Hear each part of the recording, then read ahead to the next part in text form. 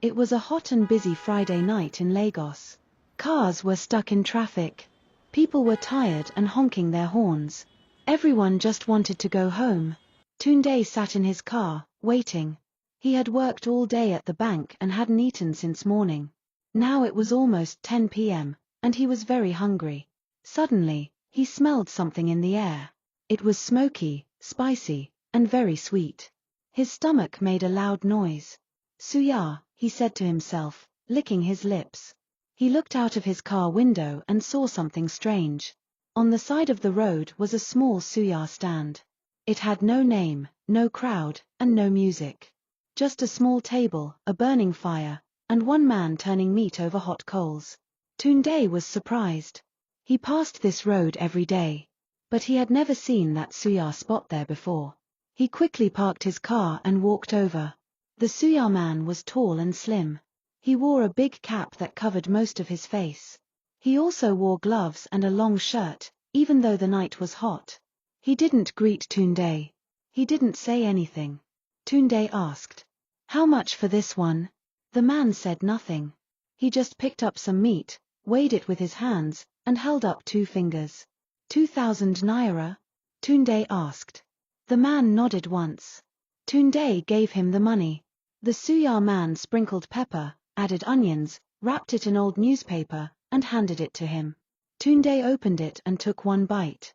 His eyes widened. "Ah, this SUYA is sweet," he said out loud. It was soft, juicy, and full of flavor. The pepper was perfect. The meat tasted better than anything he had eaten in months. He stood beside his car and finished the whole pack. Even after he was done, he licked his fingers slowly, smiling to himself. Then he looked back at the SUYA stand. The fire was still burning. The meat was still there. But the SUYA man was gone. Tunde looked around. No one in sight. No movement. No sound. Just the smell of SUYA in the air. "Maybe he stepped away," he said, trying to brush off the strange feeling. He got back in his car and drove home.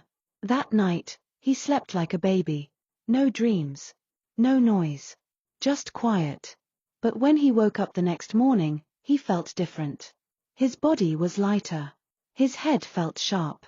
And his mouth was already hungry for more.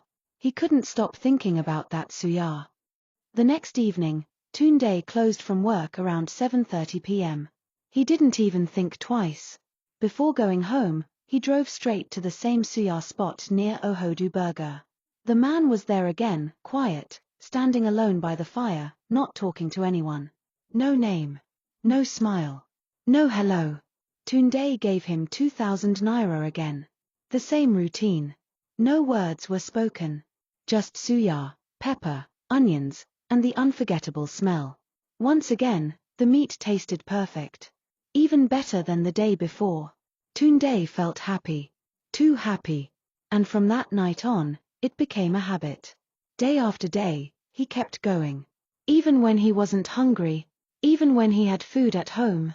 Even when he told himself, "I'll skip today." His body would still drive him there. Something about the SUYA pulled him. Then strange things started happening. One night, he woke up from sleep and saw something weird under his fingernails. Blood. Dry blood. He looked at his hands. He hadn't cut himself. So where did the blood come from? He cleaned it and tried to forget. The next day, he looked in the mirror while brushing his teeth. He noticed something shocking. His tongue was black. Not dark brown like pepper. Black. Like charcoal. He brushed harder. He rinsed. He used mouthwash. Still black. He stared at his reflection for a long time. "I'm probably tired," he told himself. But something inside him didn't believe that. That same night, he had a dream. In the dream, he was in a dark place. A room with no lights. He could hear people crying and screaming. He walked closer to the fire in the center of the room. And then he saw it. A body. Roasting. Turning slowly over fire. He couldn't tell if it was an animal, or a person. But the smell. It was the same smell as the SUYA. Tunde woke up sweating, his heart beating fast. He sat up in bed, confused, scared. But then, his stomach growled. And without thinking, he whispered to himself, "I need SUYA." Tunde sat at his desk in the bank, staring at his computer screen. He wasn't working. He couldn't focus. All he could think about was the SUYA. His mouth felt dry. His lips were cracked. His hands were shaking. "Are you okay?" his co-worker, Ada, asked. Tunde nodded quickly. "I'm fine. Just tired." But Ada didn't believe him. She had known Tunde for 2 years. This was not the same man. His face looked thinner. His skin looked grey. And his eyes were always moving like someone hiding something. That evening, as usual, Tunde went to the SUYA spot. But this time, something was different. As he parked and walked toward the fire, an old woman sitting nearby called out to him,